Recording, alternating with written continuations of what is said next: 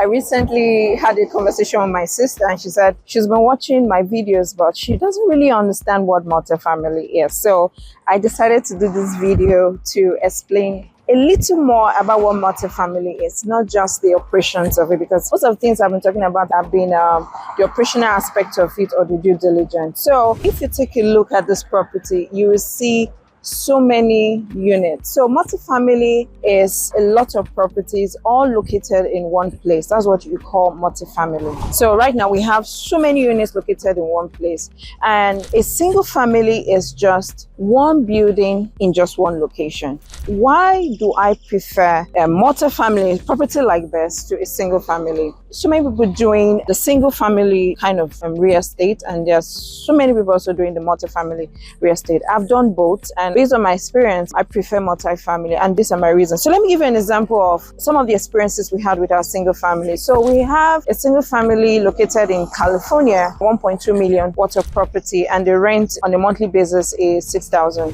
So our profit on that property is at an average of 500, 550. After 1 year, our tenant got his own house and he decided to leave. And when he left, we went in to check the property, and we renovated the house with another $12,000. So invariably, we didn't make profit. Let's put it that way, because it's just one unit, and we spent a lot of money to do the renovation after the tenant left. So let's just say we were just playing. We didn't make money because it was just one unit. But so I have another property that is about 123 units. On the average, we always have 5% vacancy. So if 5 people or 11 people or 8 people decide to leave, what will be the effect on my income? It's going to be very minute. Besides, the property pays for itself. So, but in the case of the single family, that is just the mortgage. The property alone pays for the mortgage. But if there are any additional repairs, I won't be able to pay for those repairs for that unit, because one, the mortgage on that property is about $5,500 and the rent is $600. So if there's any repair like plumbing or electrical on that single family,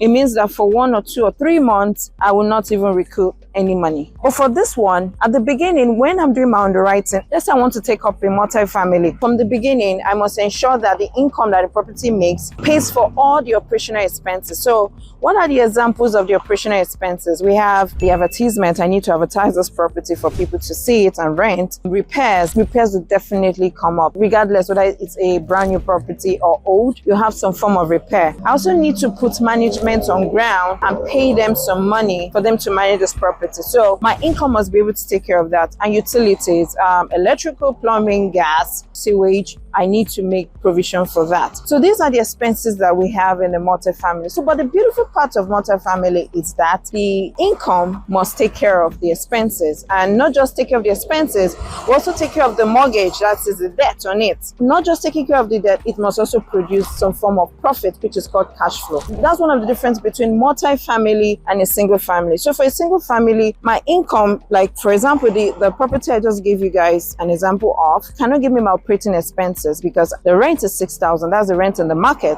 Whereas my mortgage is 5,500. My repairs, depending on the month, can be way higher than even the 6,000. But this one, from the beginning, I will ensure that I have that. And not just even that, I also make provision for replacement reserve. In case my HVAC gets damaged, I will make reserve for it. So these things are done typically at the beginning before you even buy the property. We always ensure that the property can produce that amount of money to be able to run those expenses, to also pay the debt and give our investors cash flow. So that's one of the reasons. Secondly, one of the reasons why I like multifamily is because a property like this, if you look at it, is very expensive. Properties like this are in the millions, a lot of millions of dollars, and people might assume that because it's in millions, it's way over your paycheck, it's way over you and all that. But to be candid, this is one of the easiest way to invest in multifamily versus a single family. So let me give you the same example. The single family that we bought for 1.2, because it was not our primary residence or a second home, we had to pay down about 25% of the 1.2 million. That is a lot of money. That is about 200 or almost 300. I can't remember the exact figure, about I think almost 300,000 down payment for that property. Whereas for a property like this, I can invest as low as 50,000 and own equity on this property. So that's one of the unique things about that. I know some of you will be asking, really, how is that possible? Yes, it is very, very possible, because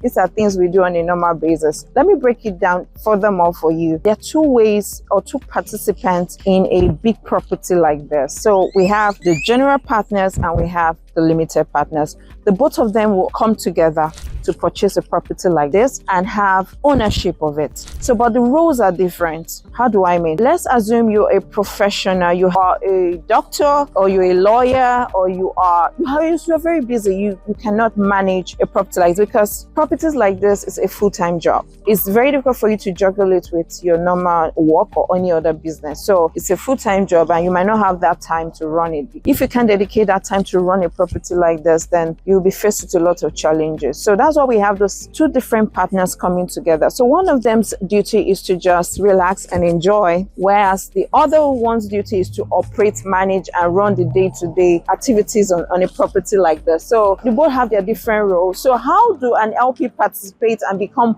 part owner of this? Is for them to bring in their money as an investment. Let's say $50,000, you put it down, and what you get in return for the $50,000, you get 4 different streams of income. Let me explain. You get cash flow. That's the one I just explained. That means after paying the debt, there's some form of profit. That form of profit now becomes your cash flow. So that might be given monthly, quarterly, depending on the operators, the people that are managing the property. Then the second form of income you can get is if they decide, maybe in their business plan, they decided to refinance the property. If they decide to refinance the property, that's another form of cash flow. That is for them, it's called forced equity. That means they've done some things that might have improved the quality of the property. That means increase the net operating income. How do you increase the net operating income? Is by increasing your income and reducing your expenses. If you do that, you should be able to increase your net operating income. That is the goal. The goal is for every operator or every GP member to increase the operating income.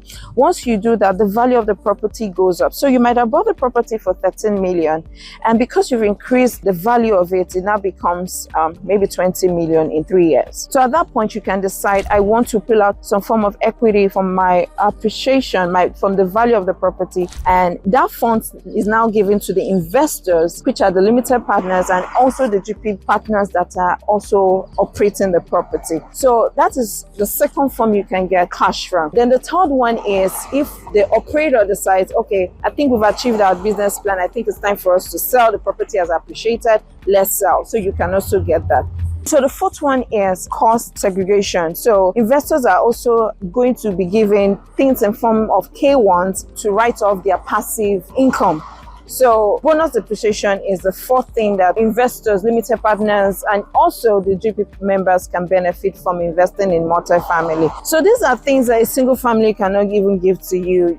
Like the example I gave to you, cash flow is limited. Yes, we can refinance and get money out, but at what cost? Because one, remember the down payment we made. We've already made almost 300 down payment for a property of 1.2, whereas maybe I only contributed 50,000 for this, so the difference is just clear. So these are some of the difference between a single family and multifamily. I prefer multifamily based on all these issues. I hope you enjoyed my video. Please have a wonderful day.